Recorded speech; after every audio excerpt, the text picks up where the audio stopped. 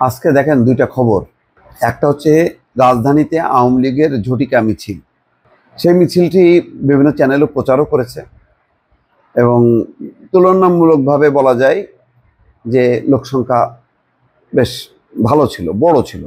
মানে এমন না যে হাজার হাজার, তা না, সম্ভবত 100 বা 150 হইতে পারে। তো বর্তমান যে পরিস্থিতি সেটাও কম না। আবার এই খবরের পাশাপাশি, এই মিছিলের পাশাপাশি হাসনাত আবদুল্লাহর একটা বক্তব্য খেয়াল করেন।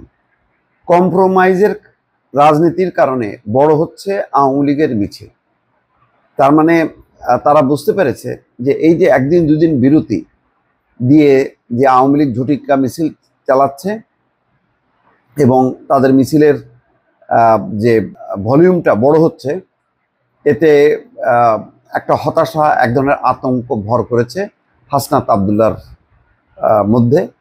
তারাই তো আসলে আন্দোলন করে গণ অভ্যুত্থান ঘটিয়ে তাদের নেতৃত্বে ছাত্র জনতা অংশ নিয়ে শেখ হাসিনার পতন ঘটিয়েছে। এখন ধীরে ধীরে মানে ঝটিকা মিছিল বের করছে যেখানে সেখানে, এবং গ্রেপ্তারও হচ্ছে, কিন্তু সেই গ্রেপ্তারকে উপেক্ষা করে তারা নিয়মিতভাবে মিছিল করছে। এবং এটার কারণ আছে যে শেখ হাসিনার বিচার রায় বলা যায় একেবারেই দ্বার প্রান্তে। সেই কারণে আওয়ামী লীগ মরিয়া হয়ে গেছে। আওয়ামী লীগ যদি কোনো রকম বাদ প্রতিবাদ না করে, আন্তর্জাতিক বিশ্বেও তারা খেলো হয়ে যাবে যে একটা দল এইরকম পরিস্থিতির মধ্যে তারা সংগঠিতভাবে কোনো মিছিল বের করতে পারে না। যদি এখানে কোনো মানুষের কোনো অংশগ্রহণ ছিল না, শুধুমাত্রই কর্মী নির্ভর।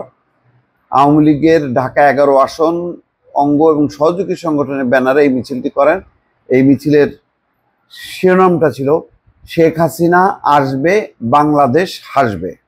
শেখ হাসিনা একটা হাস্যোজ্জ্বল ছবি নিয়ে ব্যানার করে তারা মিছিলটি করছে। নিষিদ্ধ সংগঠন ছাত্রলীগের সাধারণ সম্পাদক গোলাম রাব্বানী তার ফেসবুকে মিছিলটির ভিডিও পোস্ট করে লেখেন, ঢাকা মহানগর উত্তর আওয়ামী লীগের সাংগঠনিক সম্পাদক মাঝার আনামের নেতৃত্বে স্থানীয় নেতা কর্মীদের আয়োজনে আজ বাড্ডা, ভাটারা, রামপুরার প্রধান সড়কে এই প্রতিবাদী মিছিল করা হয়।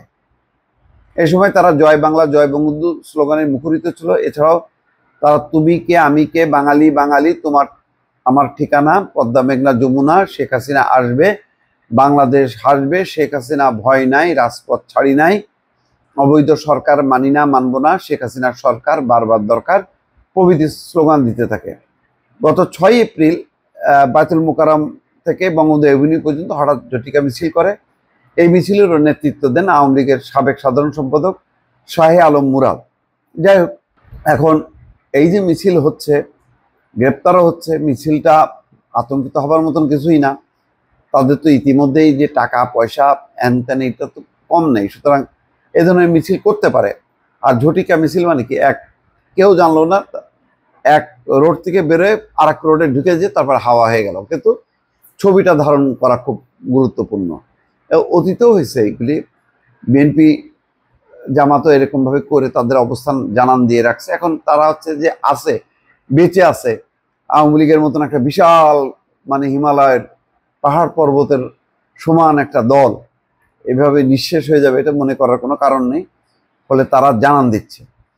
এদিকে হাসনাত আবদুল্লাহ আজকে বলছে যে কম্প্রোমাইজের রাজনীতির বিরোধিতাকে শিষ্টাচার বহির্ভূত বলা শুরু হয়েছে সেদিন থেকেই আওয়ামী লীগের মিছিল বড় হতে শুরু করেছে। কাকে উদ্দেশ্য করে বলছে আমি ঠিক বুঝলাম না।